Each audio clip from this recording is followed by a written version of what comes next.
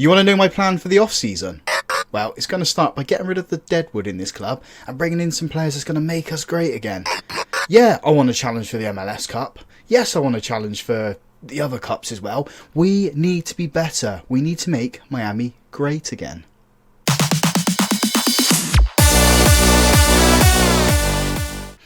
Hi folks, welcome to part 17 of Make Miami Great here on Football Manager 24.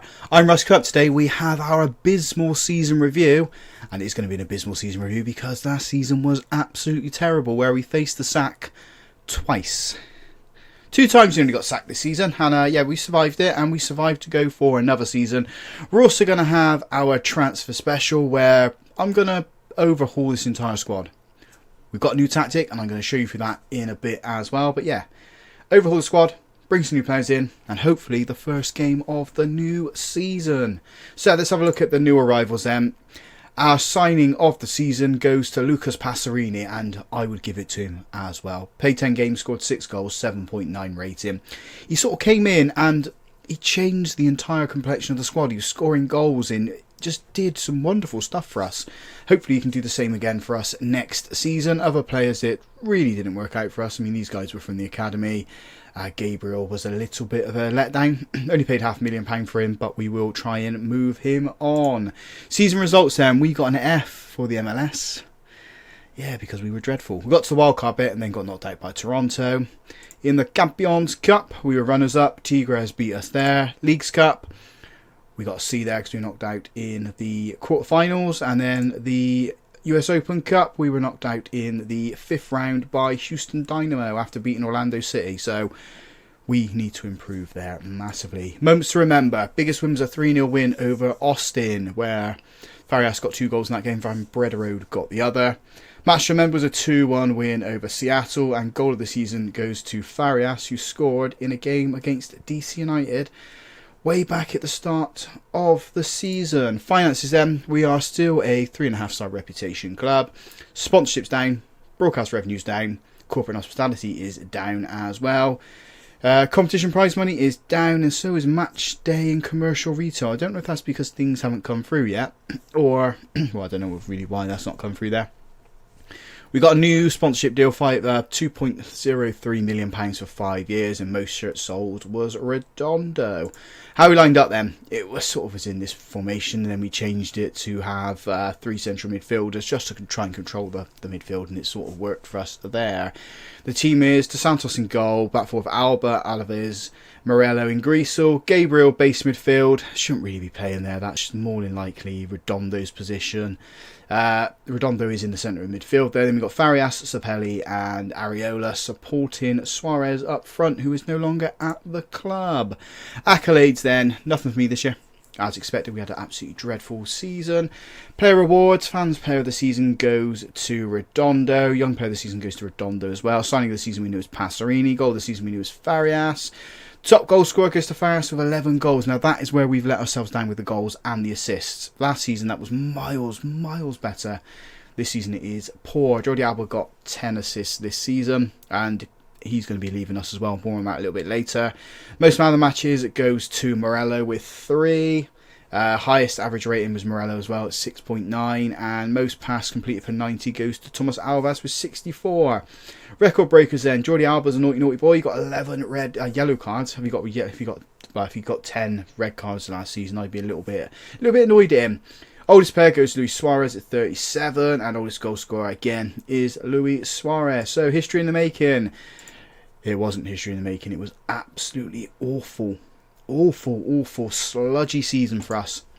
So we need to improve, and as I said, we've got a new tactic, and I'm going to go with this: a 3-3-3-1, or as what they're saying here is a 5-1-3-1.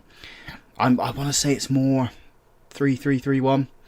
We're going to try and control everything through every sort of asset of the game: the defence, the sort of midfield, and then the attack.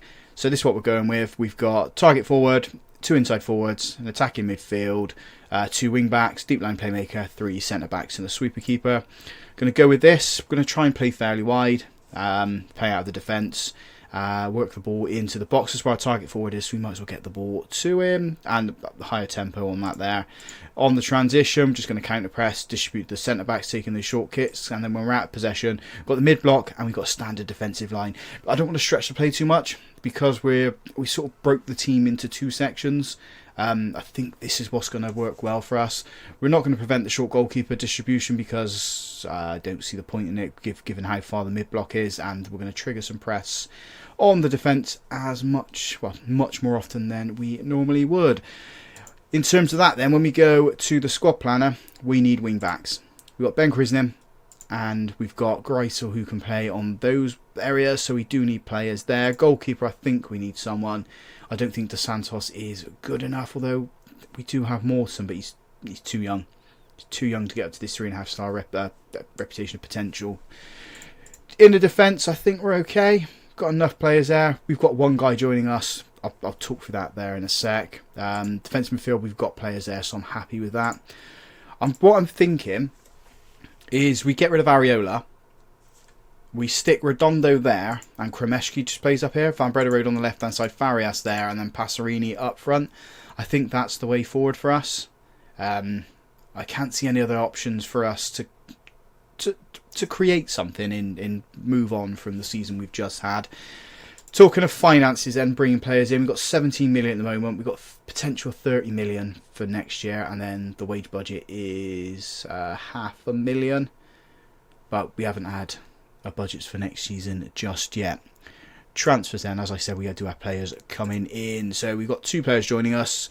Leo Ortiz is going to join us from Brentford. He is a central defender, 28 years old, 4-star kind of ability, 4-star potential. So he's not played any games for Brentford, and we are paying, where is it? £3.9 million for him, but I think we do need a centre-back, so that's why we're bringing him in. And then we've got the striker from the academy. It is Victor Garcia. He's got 4-star potential, currently at 1.5-star, 16 years old, so hopefully we can make him work there. And then players out the club, it's just Jordi Alba. He is going to, if I remember right, if we click on here, it's not saying. It's not saying who he's going to. Unless it's going to be here. Oh, he's going to Anderlecht. Anderlecht are paying 2.75k for him. So he's out the door. And yeah, I'm quite happy with that. Let's go and build the squad then. Wingbacks, 2 wingbacks. And what else do we need? I think we just need cover on the right hand side. I mean, if Areola goes, Greasel normally plays here. Ascona can play there as well. But then again, he plays out on the left hand side where Farias plays. Got Brederode. Pelly, Farias. Yeah, I think we just need wing backs and a goalkeeper. Defensive midfield, I think we're okay. We'll bring Jensen Weir into the first team and go from there. Gabriel, I've put him up for sale because I don't think he's good enough. So if we remove him from there and then remove him from the centre back positions, where you two sunshine, there you are, and then move from there, I think we're okay.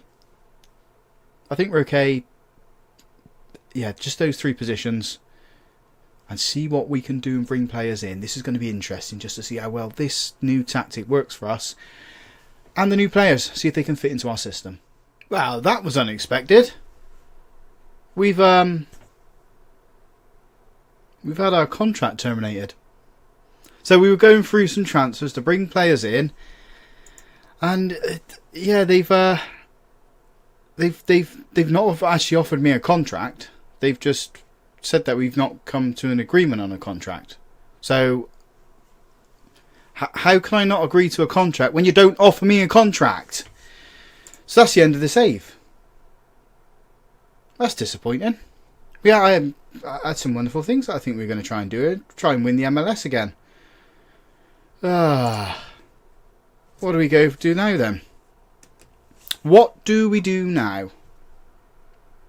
Subscribe to the channel and find out. Thanks for watching, folks.